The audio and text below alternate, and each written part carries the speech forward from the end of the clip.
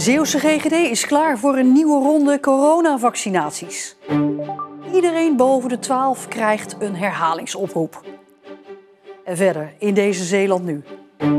Het is weer voorbij, die mooie zomer. Collecteren, maar dan zonder collectebus.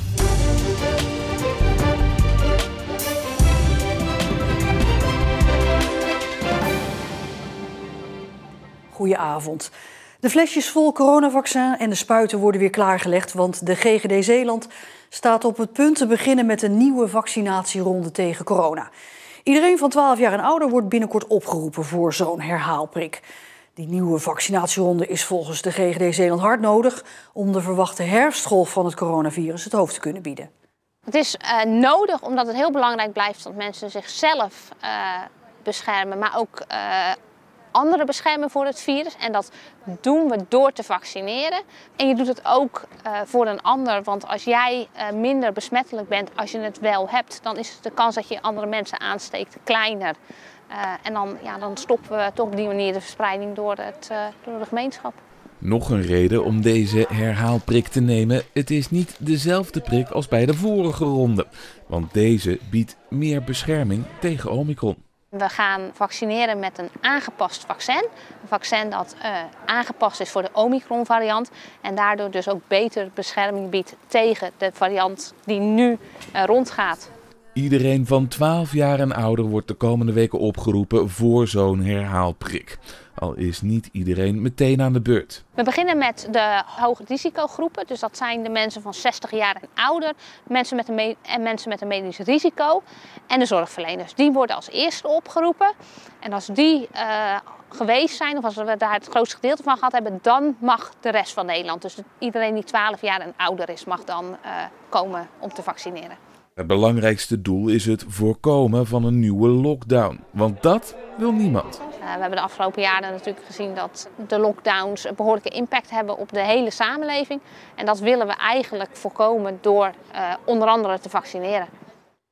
Ja, ik praat over verder met zorgverslaggever Jannes Goedbloed. Jannes, ja, iedereen praat een beetje de herfstgolven die er dan mogelijk aan zitten komen. Wat kunnen we verwachten? Ja, de GGD Zeeland en ook andere deskundigen die hebben het erover dat onze vooruitzichten best wel gunstig zijn. Dat heeft deels te maken met de opgebouwde immuniteit door die zomergolf die we eigenlijk net achter de rug hebben. Daardoor hebben heel veel mensen het al gehad en zijn daardoor niet zo heel bevattelijk meer. En daarnaast heb je natuurlijk deze nieuwe vaccinatieronde, die dus ook met die nieuwe varianten werkt. Daar bouwen we ook heel veel immuniteit door op en dat helpt dus om de verspreiding van het virus tegen te gaan. Dus er zijn wel nieuwe vaccinaties nodig, maar toch geruststellende berichten. Ja, maar wel met een belangrijke kanttekening. Want al die opgebouwde immuniteit door de zomergolf en door de vaccinatie, dat is allemaal voor de varianten die nu rondgaan. En als er dan toch weer een nieuwe variant komt, ja, dan is al die immuniteit eigenlijk bijna voor niks, zou je kunnen zeggen. Niet helemaal, maar bijna. Ja, dan krijg je toch weer meer besmettingen. Dan krijg je dus toch weer vollopende ziekenhuizen, meer sterfgevallen en ook meer mensen met post-covid-syndroom. Jannes Goedbloed, dankjewel. De zomervakantie is voorbij en dat betekent weer naar school. Leerlingen van de Meerstromenschool in Groede begonnen vanochtend zo, maar eindigden de dag op springkussens. Het was een goedmakertje voor vorig schooljaar. Aan het eind van het schooljaar kwam er eigenlijk een springkussen naar school. Maar dat was toen een beetje fout gegaan omdat het heel veel regende. En toen hadden ze beloofd dat we dan naar hier gingen aan het begin van het schooljaar. Springend het nieuwe schooljaar in is hier het motto. En dat deden de kinderen. Ze hebben er zin in. Gewoon omdat ik mijn vrienden weer zie. En ja, ik vind het ook niet bepaald vreselijk. Dat ik nu wel nieuwe dingen ga leren en gewoon slimmer worden. Vanaf morgen gaat dat echt gebeuren, want dan krijgen de kinderen weer de hele dag les. Terneuzen zet sinds deze zomer de wijkie in, een golfkarretje, waarmee wijkagenten, ambtenaren of wethouders de wijk in kunnen. Het idee is dat ze dan makkelijker aanspreekbaar zijn voor inwoners, die de wijkie inderdaad al hebben zien rijden. Er was een man die me aanhield en zegt, joh, komen jullie nog steeds grof vuil ophalen, want ik kan dat nergens vinden op de website. Of wat moet ik met een fiets die hier al 2 weken voor mijn deur staat? Neem je hem mee in wijkie? Nou, dat ging natuurlijk niet, maar ik heb hem wel dan de website verwezen waar hij het kan melden. Ik heb hem hier een. Vind ik heel leuk. Wat staat er nou op? Wijkie? Is het niet heel gek dat er een golfkarretje door Terneuzen rijdt? Ja, maar daar houden we toch wel van in Terneuzen, een beetje gekke dingen. Het mag een beetje vernieuwend zijn, toch? Zou u ervoor gaan staan van wethouder? Ik heb een vraag. Nee, ik zat er liever naast, want ik weet niet of ze goed als kunnen rijden. De collecteweek van KWF Kankerbestrijding is weer van start gegaan, maar op een heel andere manier dit keer. Zonder collectebus. In plaats daarvan kunnen mensen aan de deur betalen digitaal met hun mobiele telefoon via een QR-code. Ja, dat is eigenlijk gewoon de moderne tijd natuurlijk ook. Hè? De mensen hebben bijna geen cashgeld meer in huis, dat één. Het is een stuk veiliger voor onze collectanten. Niemand gaat meer met geld over straat. Dat is wel heel erg fijn. Het geld staat direct veilig op de bankrekening. Er zijn al eerder proeven meegedaan en niet alle vrijwilligers zijn er blij mee. Tineke Dekker uit Oostkapelle bijvoorbeeld stopt daarom ermee na 40 jaar. Veel mensen weten eigenlijk niet precies hoe het werkt en zijn er een beetje huiverig van en dan doen ze het niet. Denkt u dat het gaat werken op deze manier collecteren? Ik denk zeker dat het gaat werken. Ik denk ook wel dat het tijd nodig heeft. En de collecteweek van KWF duurt tot zaterdag. Zonder de inzet van internationale werknemers komt het fruit in Zeeland niet meer van de bomen. Dat zegt Niek van Loenhout, accountmanager van een uitzendbureau in Goes. Het bureau zorgt er al jaren voor dat er honderden polen beschikbaar zijn tijdens het fruitplukseizoen. Ieder jaar haalt het uitzendbureau honderden Polen naar Zeeland om de fruitpluk te doen.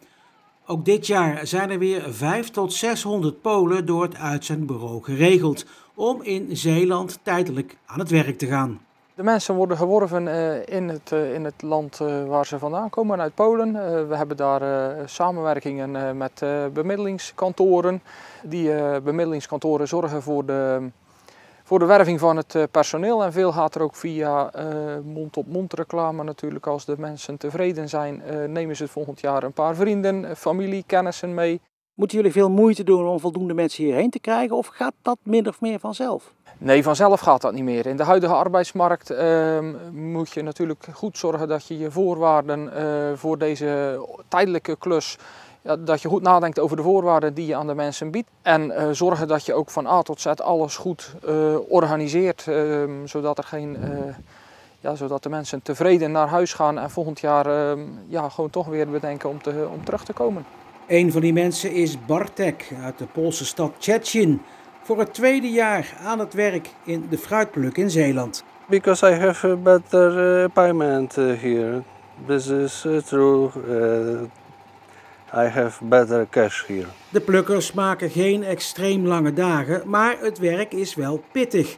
Zeker door de warmte van de afgelopen tijd.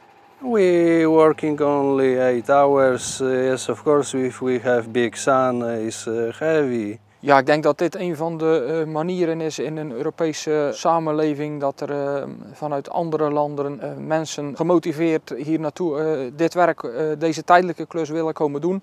Tuurlijk zullen er ook Nederlandse mensen zijn die dit ook aanpakken, maar het is zo'n tijdelijke en hoge piek. Je hebt daar hulp vanuit andere landen bij nodig, anders krijg je dat niet meer voldoende georganiseerd.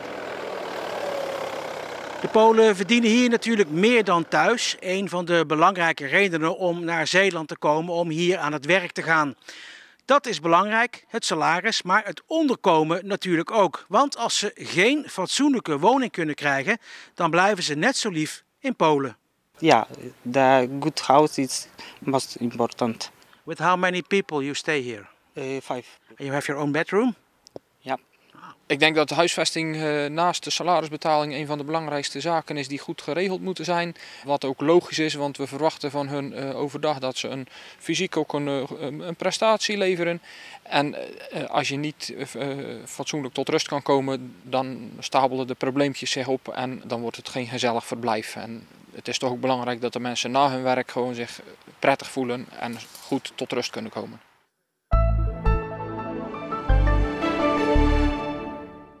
De dag begon zonnig en warm. Het werd uiteindelijk tegen de 28 graden. Maar in de loop van de middag kwam er vanuit het zuiden best wel wat bewolking aan. En dat moet de opmaat zijn naar wat regen- en zelfs onweersbuien vanavond en vannacht. Er is voor vanavond zelfs code geel afgegeven. Er komen in ieder geval een paar wisselvallige dagen aan, maar het blijft wel warm.